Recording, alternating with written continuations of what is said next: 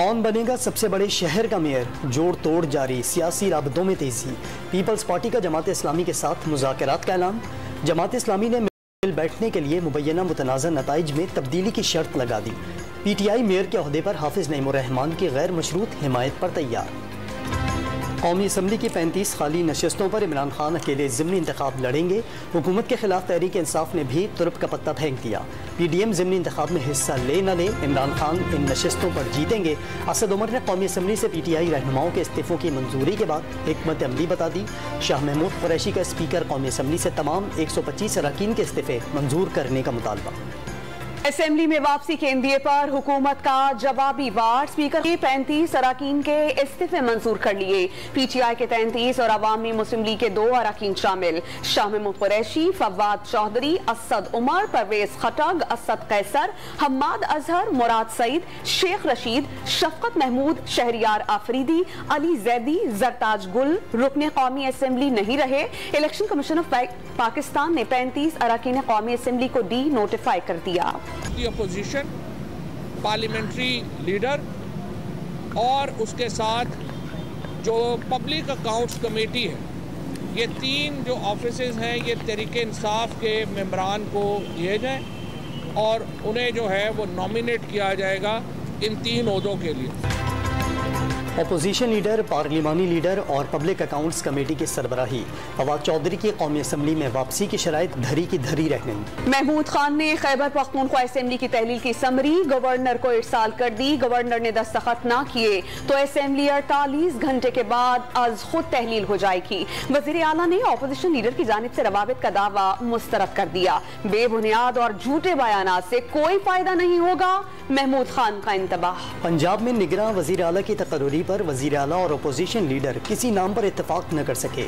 Governor Punjab بلیغ الرحمان کا speaker Punjab assembly کو مراسلہ، تقرر کے عمل کو آگے بڑھانے کی ہدایت۔ نگراں وزیر اعلیٰ کا معاملہ پارلیمانی کمیٹی کے سپرد، کمیٹی بھی فیصلہ نہ کر سکی تو الیکشن کمیشن 2 روز میں فیصلہ کرے گا۔ نون لیگی قائد نواز شریف نے سینئر پارٹی قیادت کو لندن طلب کر لیا۔ پارٹی کے صوبائی صدر رانا ثناء اللہ ہنگامی طور پر آج دوپہر 2 بجے اڑان بھریں گے۔ پنجاب اسمبلی کی تحلیل رکوانے میں ناکامی، سینئر رہنماؤں کے تحفظات اور عام انتخابات کی تیاری سے متعلق امور پر تبادلہ خیال ہوگا۔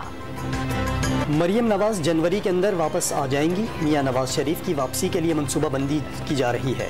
وزیر داخلہ رانا ثناء اللہ کی پروگرام لائیو ود عادل شاہ زیب میں گفتگو، عمران خان کی سیاست کو فتنہ اور فساد پر مبنی بھی قرار دے دیا۔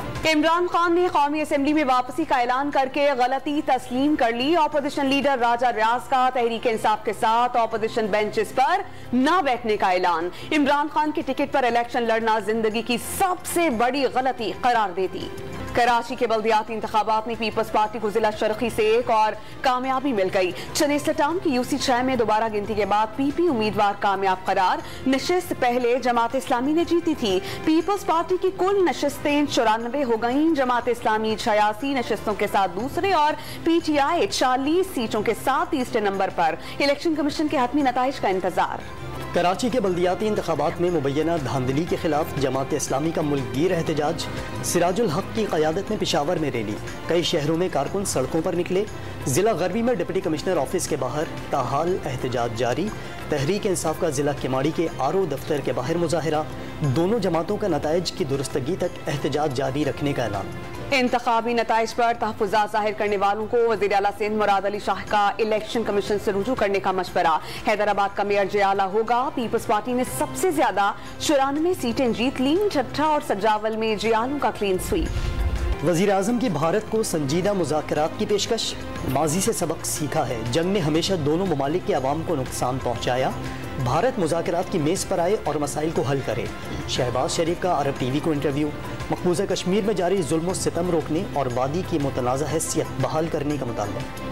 آرمی چیف کا بلوچستان میں خزدار اور بسینہ کا دورہ، جنرل عاصم منیر کو آپریشنل تیاریوں اور سیکیورٹی پر بریفنگ۔ آرمی چیف کی جوانوں کو صوبے میں غیر ملکی فنڈڈ دہشت گردوں کے خلاف آپریشنل تیاریاں جاری رکھنے کی ہدایت۔ توانائی بحران مستقل بنیادوں پر ختم کرنے کا مشن، وفاقی کابینہ کا روس سے تیل، ایل این جی اور دیگر اشیاء کی خریداری کے لیے معاہدے کا فیصلہ۔ کابینہ نے سرکولیشن کے ذریعے معاہدے کی اجازت دے دی۔ روسی وفد سے آج اسلام آباد میں مذاکرات ہوں گے۔ اسٹاک مارکیٹ شدید ترین مندی کی لپیٹ میں، 2 روز میں سرمایہ کاروں کے 2 کھرب 90 ارب روپے ڈوب گئے۔ حصص بازار کی مجموعی سرمایہ کاری 64 کھرب 24 ارب روپے سے کم ہو کر 61 کھرب 34 ارب پر آ گئی۔ سابق کپتان وسیم اکرم نے بابر اعظم کو کپتان برقرار رکھنے کی حمایت کر دی۔ بابر اعظم کو مشکل وقت میں سپورٹ اور نجی زندگی میں مداخلت نہیں کرنی چاہیے۔ پوری امید ہے کہ بابر اعظم 2-3 سال میں اچھے کپتان بن جائیں گے۔ وسیم اکرم کی ڈان نیوز کے پروگرام ری پلے میں بات چیت۔ Women under 19 T20 world cup میں پاکستان کو انگلینڈ کے خلاف 53 رن سے شکست۔ انگلینڈ کے 156 رنز کے جواب میں قومی ویمن ٹیم 20 اوورز میں 5 وکٹوں پر 103 رنز بنا سکی۔ کراچی والے ہو جائیں ہوشیار، 21 سے 22 جنوری تک سردی کی نئی لہر کی پیشگوئی۔ موجودہ لہر کی شدت میں آج سے کمی آنے کا امکان۔ بلوچستان میں کڑاکے کی سردی، زیارت میں -8 اور کوئٹہ میں پارہ -6 ڈگری سینٹی گریڈ تک گر گیا۔